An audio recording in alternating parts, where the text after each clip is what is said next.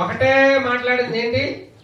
ఆత్మల కొరకైనటువంటి భారం. ఆమె ఒక విశ్వాసుల్ని తయారు చేయలేదండి, 22 ఎవరిని తయారు చేసింది?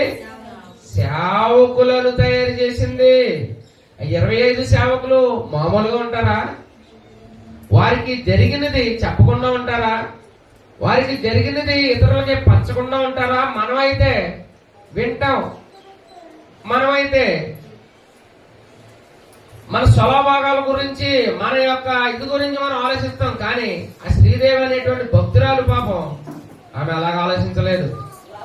22 తయారు చేసింది. వారి దేశాలకి వ్యాపించి ఎంతో సేవ చేస్తున్నారు. ఆమెకి బాడీ పనిచేయట్లేదు, కానీ మనకు అన్ని పనిచేస్తున్నాయి. దేవుని వాక్యం ఏమని తెలియజేస్తున్నదంటే, ఒక్కొక్కసారి మనకి పౌలు గారు కూడా అంటాడు ఏమని, నా శరీరంలో ఒక ముళ్ళు. ఆ ముళ్ళు అనేది మనకి అప్పుడప్పుడు గుచ్చుకోకపోతే దేవుడు ఎవరో గుర్తురాడు. అయితే దేవుడు ఎన్నో మన పట్ల, చిన్న సంఘమే కావచ్చు, ఎన్నో గొప్ప కార్యాలు చేశాడు మన పట్ల. ఈ ఉదయకాల సమయంలో నువ్వు ఏ అవసరతలో ఉన్నావో, ఏ అక్కర్లు ఉన్నావో, అది ఆయనకు చిన్న విషయం, ఆయనకు అసాధ్యమైనదే కాదు. డాక్టర్లు మించిన డాక్టరు, పరమ వైద్యుడు. నువ్వు అప్పుల్లో కూరుకుపోతే మరొక అప్పుకి వెళ్ళడం కాదు, అప్పు ఎలాగ తీర్చాలో దేవుడికి తెలుసు. కానీ మనం ఎవరి మీద ఆధారపడాలి?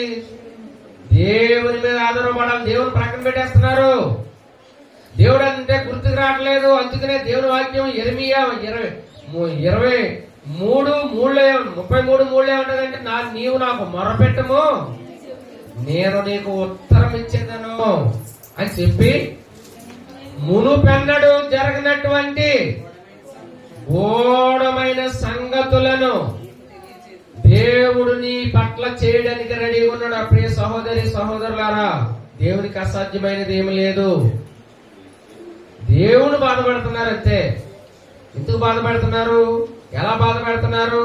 ఆయన ఎలాగ సంతాపం తెలియజేస్తున్నాడు దేవుడు. ఆకాశమా ఆలకించు, భూమి చెవియొక్కు. నేను పిల్లల్ని పెంచాను, వారిని ఎలా చేశాడండి? గొప్పవారినిగా చేశారు. ఇప్పుడు మనం ఒకటి ఆలోచించాల. మనకి ఒక ఇల్లు, ఒక సైకిలో, ఒక బండో ఉంది. మనకంటే ఎక్కువ ఉన్న వారిని చూసి మనం కించపరుచుకోకూడదు. మనకంటే తక్కువ వారిని చూసి వారి మీద నేను పర్లేదు, దేవుడు నాకు ఇది అనుగ్రహించినాడు అనేటువంటి తృప్తి కలిగి ఉండాలి.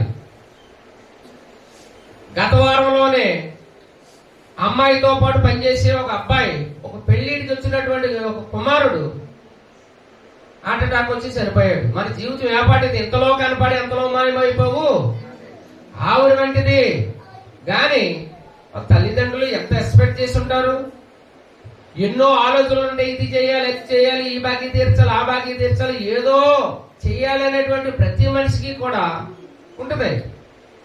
పిల్లల్ని పెంచి ఎలా చేశాడండి? గొప్పవారినిగా చేశాడు. కానీ వారు చేసే పని ఏంటి? ఆ పిల్లలు, ఒక తండ్రి, గత దినాల్లోనే చెప్పాను, ఒక తండ్రి తన పస్తులుండి రేయి భాగంలో కష్టపడి చదవాల పిల్లలని ఎంతో చెమటూర్చి బిడ్డలు గొప్పవారిగా చేస్తే, ఈ రోజున ఆయనకి అనారోగ్యం వచ్చిన టైంలో బయటకు వచ్చి ఒక పంచం వేశారంట. మంచం ఎక్కడ వేశారండి? బయట. అప్పుడు బాధపడుతున్నాడంటే, ఈ పిల్లల కోసమా నేను ఇంత బాధపడ్డాను, వీరి కోసమా అని బాధపడ్డాడంట. సందర్భం వచ్చింది కాబట్టి చెప్తున్నాడు, పిల్లలను పెంచి గొప్పవారినిగా చేశాను. ఎంతకాలమో తల్లిదండ్రులు పస్తులుండి బిడ్డల కోసం పిల్లలకి పెట్టి, వాళ్ళు పస్తులుండే టైంలో ఉన్నాయి. ఎంతమంది తండ్రి యెహోవా దేవుడు మన కొరకు శ్రమపడి మనకి పొందే శిక్షకి ఆయన అనుభవించి మనకి మార్గంను సరళం చేశాడు. అయితే ఈ ఉదయకాల సమయంలో ఆకాశమా ఆలకించు, భూమి చెవియొక్కు. నేను పిల్లల్ని పెంచాను, వారిని ఏం చేశానండి? గొప్పవారినిగా చేశాను, కానీ వారు నా మీద తిరగబడి ఉన్నారు. ఎద్దు తన కామందెరుగును, ఎద్దుకు తన యజమానుడు ఎవరో తెలుసు. పొలంలోకి తీసుకెళ్లి ఇచ్చిపెట్టేస్తే సాయంత్రానికి ఎక్కడ వస్తుంది అది? ఎవరైతే పెంచారో, ఎవరైతే దాన్ని బాగా చూస్తున్నారో ఆ దొడ్డిలోకి వచ్చేస్తుందంట. ఆ యజమానుడు బాగా ఎరుగునంట. యూట్యూబ్ లో పెట్టారు, ఒక యజమానుడు చనిపోతే తిండి తిప్పలు మానేసి ఇలా కన్నీరు గార్చి ఏడుస్తుంది. భలే పోస్టులు పెడుతున్నారు. యజమానుడు, తన పెంచిన యజమానుడు చనిపోతే నోరు లేని మోగదే, నోరుని మాట్లాడదు. ఎవరో ఎత్తు. మన పిల్లలు కోపచ్చినప్పుడు పిల్లలు ఏమని మాట్లాడతారు? ఎద్దులా ఉన్నావు, బుద్ధి లేదురా అంటారు. తర్వాత వద్దామండి గాడి దగ్గరికి. యజమానుడు చనిపోయినప్పుడు ఆ ఎద్దు ఏం చేస్తుంది? కన్నీరు గారి చెడుతుంది, మేత తింటాం మనిషి. దానికి బుద్ధి ఉంది, కానీ ఎవరికి బుద్ధి లేదు. తర్వాత గాడిద తన సొంత వాని దొడ్డే తెలుసుకొనును. ప్రతి మనిషికి కోపం వచ్చినప్పుడు రెండో మాట ఏంటి? పళ్ళు మరి చక్కగా దొరుకుతారండి. ముద్దు వచ్చినప్పుడు ముద్దెట్టుకుంటారు. అదే బిడ్డను అంటే చెప్పిన మాట వినకపోతే ఏమండి గాడిదలా ఉన్నామంటారు. గాడిద చేసే పని కష్టపడి పని చేస్తుంది, సోంబేరిదల్లా తిరుగుతలేదు. అది దాని మీద మూటలా వేస్తే చక్కగా మోసుకెళ్తుంది ఎక్కడికి కావాలంటే అక్కడికి మూటలని. అది కూడా పని చేస్తుంది. ఎద్దు తన కామం జరుగును, గాడిద తన సొంత వానిదంటే తెలుసుకోను. చాకల వాళ్ళు పూర్వకాలంలో ఉతికేసి ఆరబెట్టేసిన బట్టలు మూటలు కట్టేసి గాడి మీద వేస్తే ఎక్కడికి వచ్చి ఆగి తన ఇంటికి వచ్చి ఆగిపోయి, అంటే తన సొంత వాని దొడ్డేదో తెలుసుకున్నాం. కష్టపడి పనిచేసి ఏదైనా పనుంటే వెళ్ళొచ్చు, కానీ బుద్ధిపూర్వకంగా దేవుని సన్నిధి మానేసి, దేవుని దొడ్డు అనేది ఇది మానేసి ఏ దొడ్డులో తిరుగుతున్నారు? గాడిదలు, యవనస్తులైన గాడిదలు. సినిమాల చుట్టూ, షికారుల చుట్టూ, అక్కడికి ఇక్కడికి, ఎక్కడ కూర్చోకూడదు అక్కడ కూర్చుంటున్నారు, ఎక్కడికి వెళ్ళకూడదు అక్కడ ఉంటున్నారు. ఎవరితో సహవాసం చేయకూడదు వారితో సహవాసం చేస్తున్నారు. తిరగబడ్డారు. పిల్లల్ని పెంచాను, ఏ అవయవాలు వంకర లేకుండా ఏమి లేకుండా చక్కగా పెంచాను, పోషించాను, వారికి దారి చూపించాను. ఇప్పుడు వారు నా మీద తిరగబడి ఉన్నారు. ఎంత దారుణం అండి! ఎంత బాధపడుతున్నాడు తండ్రి అయిన దేవుడు! ఎంత పశ్చాత్తాపడాలి! ఎద్దు తన కామం జరుగును, గాడిద తన సొంత వానిదుంటే తెలుసుకోలేను. నా జనులు, నా బిడ్డలు నన్ను యోచించట్లేదు. ఎంత బాధపడుతున్నాడు! ఎన్నో ఉన్నాయి, ఇంకా కింద అవన్నీ చెప్పట్లేదు. కానీ సర్వ సృష్టి ఆయనకి లోబడుతుంది. సర్వ సృష్టి పొద్దుటే లేచి సూర్యుని నమస్కారం చేసేవాళ్ళు చాలా మంది ఉంటారు, చంద్ర నమస్కారం చేసేవాళ్ళు కూడా చాలా మంది ఉంటారు. కానీ ఆ సూర్య చంద్రాలు నక్షత్రాలే దేవునికి లోబడి దేవుని పని తూచా తప్పకుండా నెరవేరుస్తున్నాయి. ఆ సూర్యుడు చంద్రుడుని ఇప్పుడు కొన్ని సంవత్సరాలు వెనక్కి వెళ్ళినట్లయితే సైంటిస్టుల్లో ఏమని తేలిందంటే, ఒక సంవత్సరం ఒక రోజంతా 24 గంటల ముందుకెళ్ళలేదు, 24 గంటల ముందుకు రాలేదని గ్రంథాలన్నీ త్రిప్పి త్రిప్పి త్రిప్పి చూసినప్పుడు సైంటిస్టులకు ఏం తెలుస్తుందో తెలుసండి? యెహోషువ గ్రంథంలో ఉంటది. యెహోషువ గ్రంథంలో 24:25 ఉంటది. ఏమనంటే, సూర్య చంద్ర నక్షత్రములు ఆయనకు లోబడి 10, 12, 14 వరకు ఉంటది. 10లో ఉంటది ఆ మాట.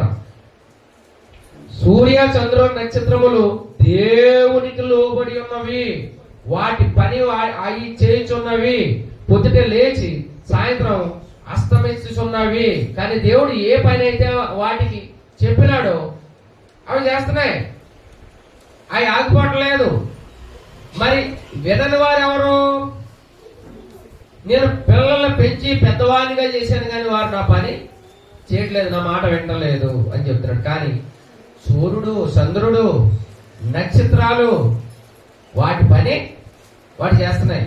యెహోవా ఆ ఇశ్రాయేలీయుల ఎదుట ఆ అమోరీయులను అప్పగించిన దినమున ఆ ఇశ్రాయేలీయులు వినుచుండగా ఆ యెహోషువ యెహోవాకు ప్రార్థన చేయుచుండెను.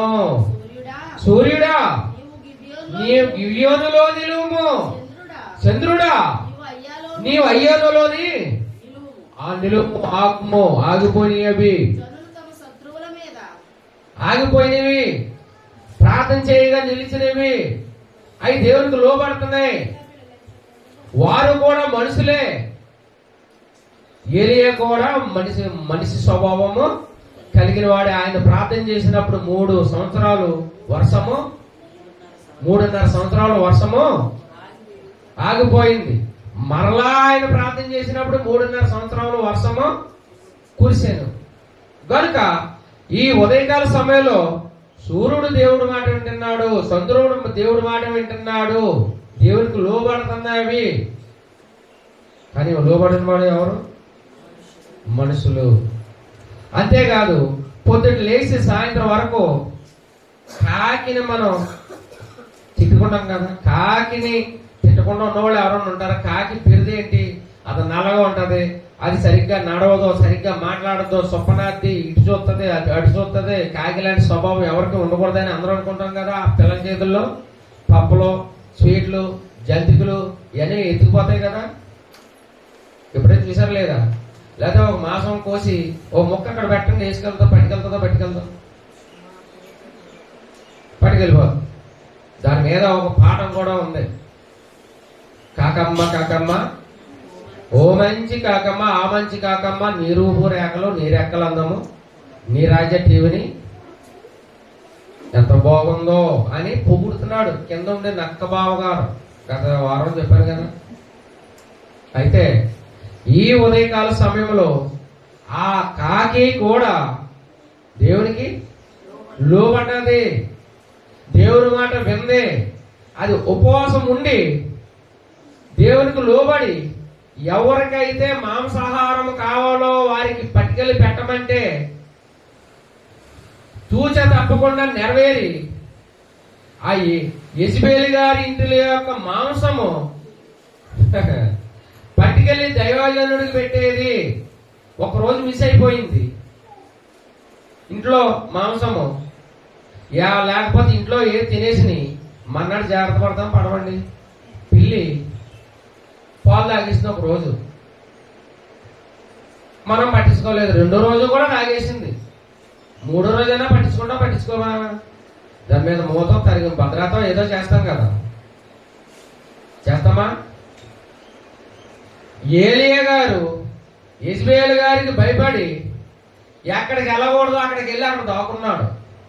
కానీ దేవుని మాట విని నేను నిన్ను పోషిస్తాను, నువ్వు పలానా చెట్టు కిందకి వెళ్ళి అక్కడ ఉండు అని అంటే అక్కడికి వెళ్ళి కూర్చున్నాడు. మరి ఆయనకు భోజనం ఎక్కడ వస్తుంది?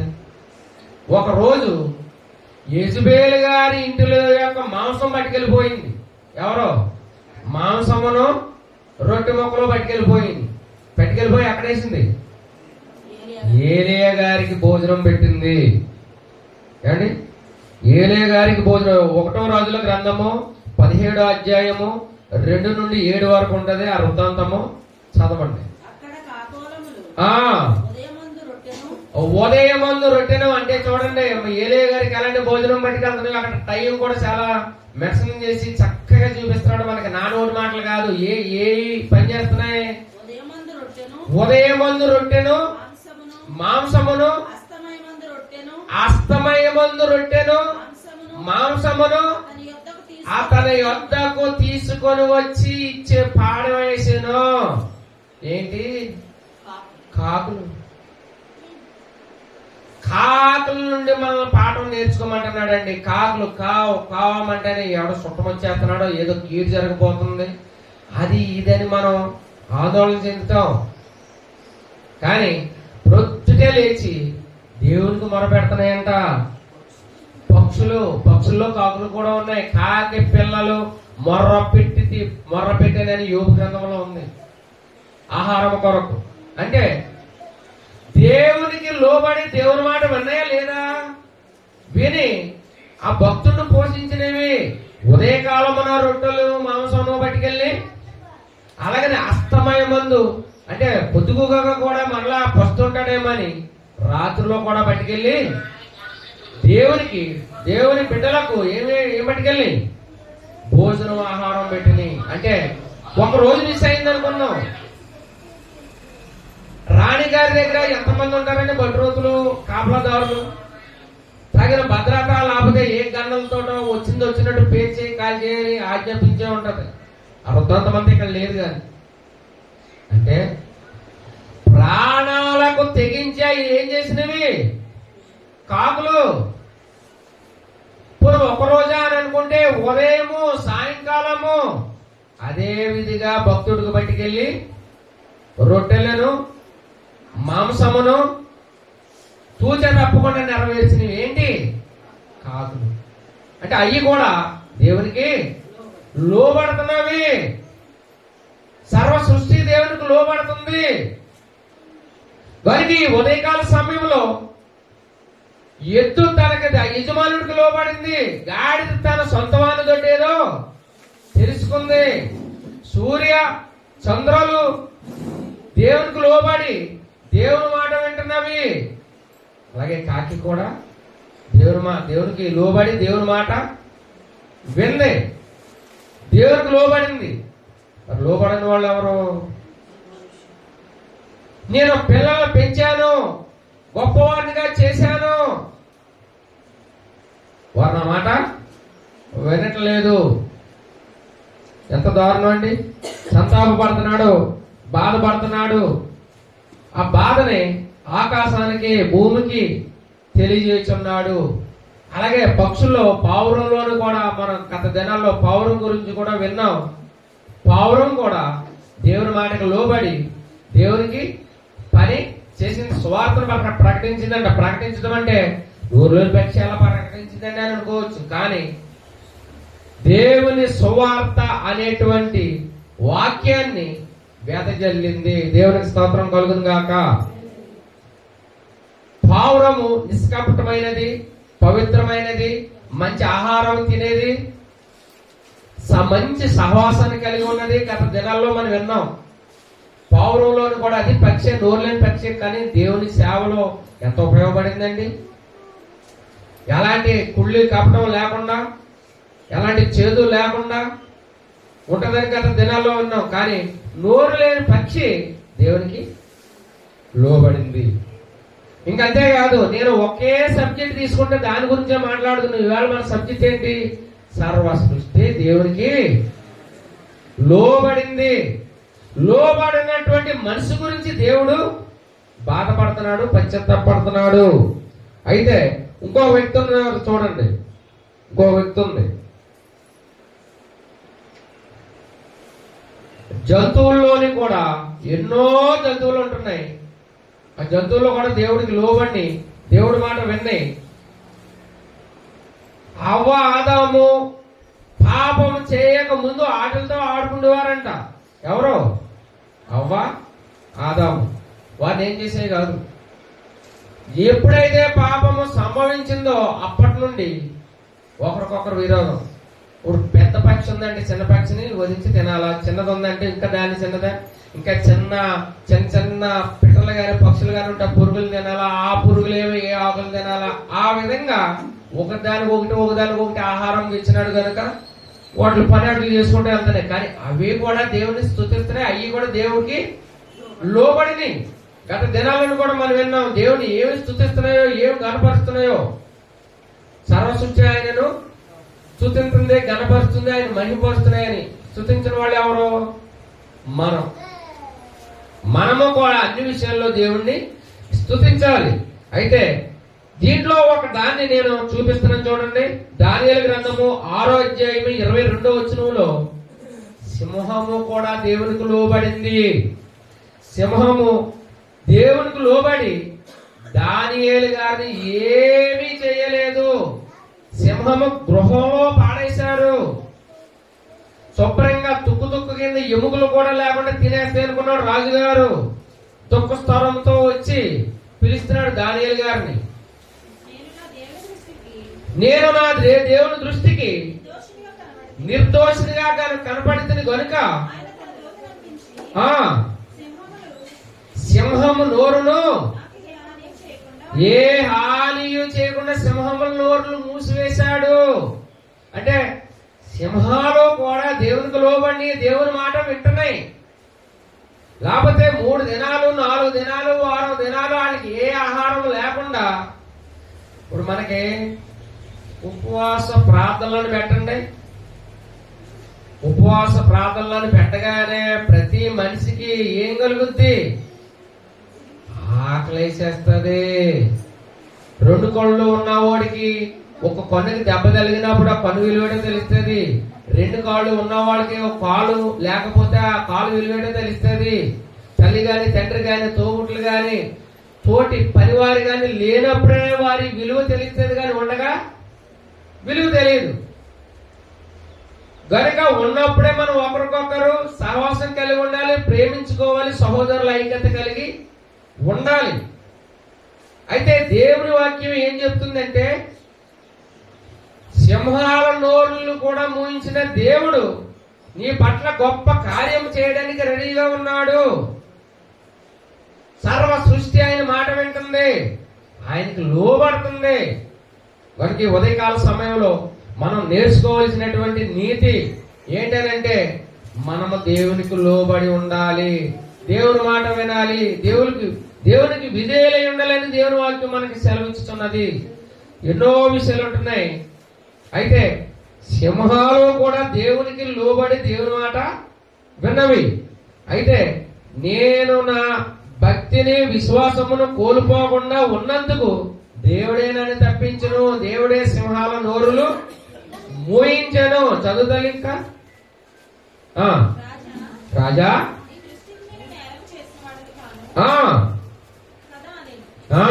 నేరం చేసిన వాడు కాదు దానియేలు గారు.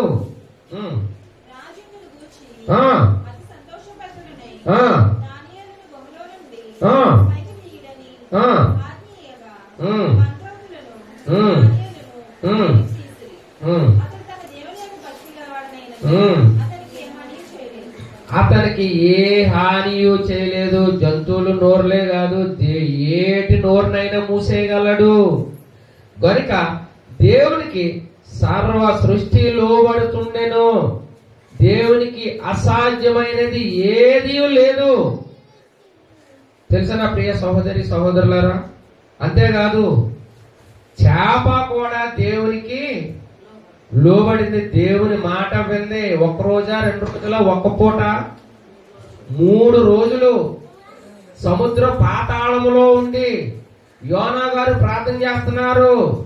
ఒకటి చెప్పమంటే ఒకటి చేస్తున్నాడు, ఒక చోటకి వెళ్ళమంటే ఒకటి చోట వెళ్తున్నాడు. సొంత సిద్ధాన్ని సొంత నిర్ణయాన్ని తీసుకున్నాడు.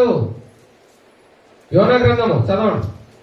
యోనా గ్రంథము 2వ అధ్యాయము 10వ వచనము. అంటే 1 నుండి గత దినాలను కూడా మనం విన్నాము. ఇప్పుడు మరలా మనం ఏ భక్తుల గురించి అయితే విన్నామో, ఇంకా బైబిల్లో ఎంతో మంది భక్తులైన వారు ఉన్నారు. ఒక్కొక్క భక్తుడి గురించి వారిలో ఉన్నటువంటి మంచి లక్షణాల గురించి మనం విందాం. తర్వాత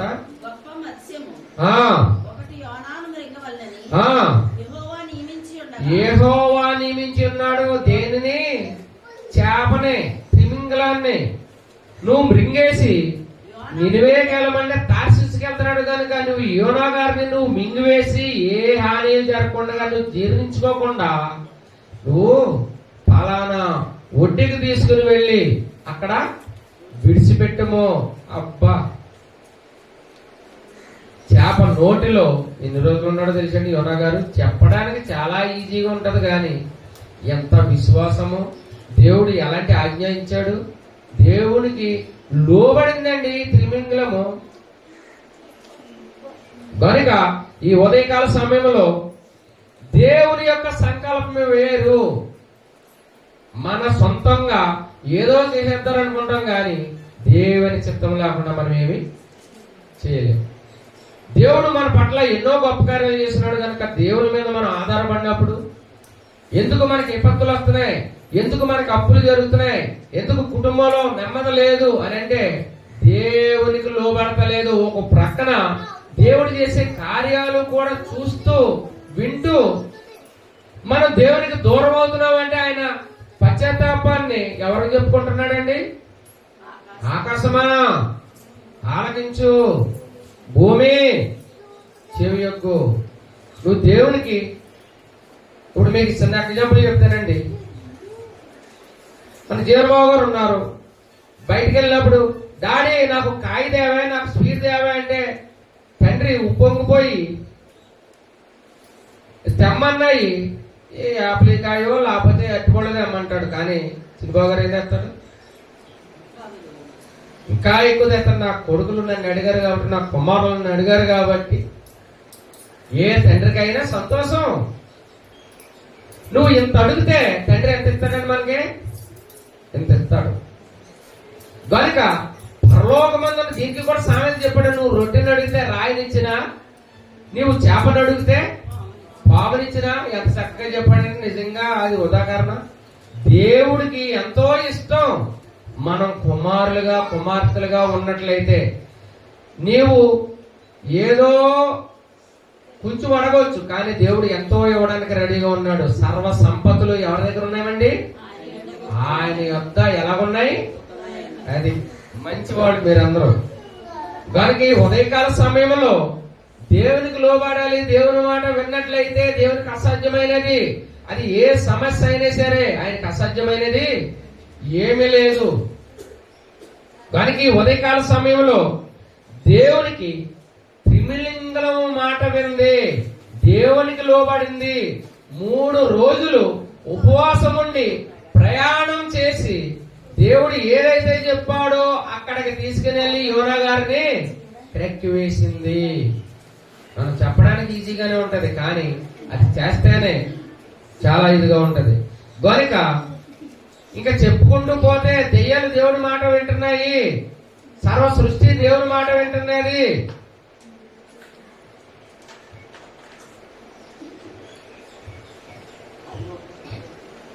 లోక సువార్తలోకి వచ్చేయండి. లోక సువార్త 7వ అధ్యాయము 11వ వచనం చదవండి.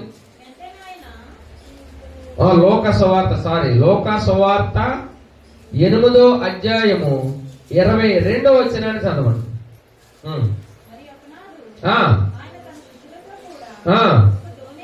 దోణి ఎక్కి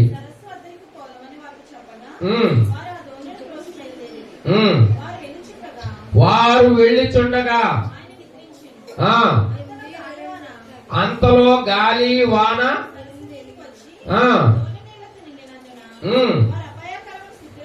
అపాయకరమైన స్థితిలో ఉండిరి.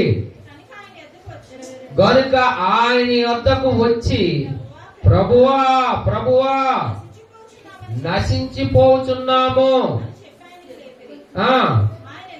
ఆయన లేచి గాలిని ఏం చేశాడండి? గద్దెంపగానే అది అణిగి నిమ్మలవాయను. దేవునికి స్తోత్రం కలుగును గాక. సముద్రం మీద అలలు, గాలి, నీరు. సముద్రం అనేది లోకానికి సాదృశ్యంగా ఉంటుంది. లోకంలో మన కుటుంబంలో గాలి రావచ్చు, సోదరులు రావచ్చు, అలలు రావచ్చు.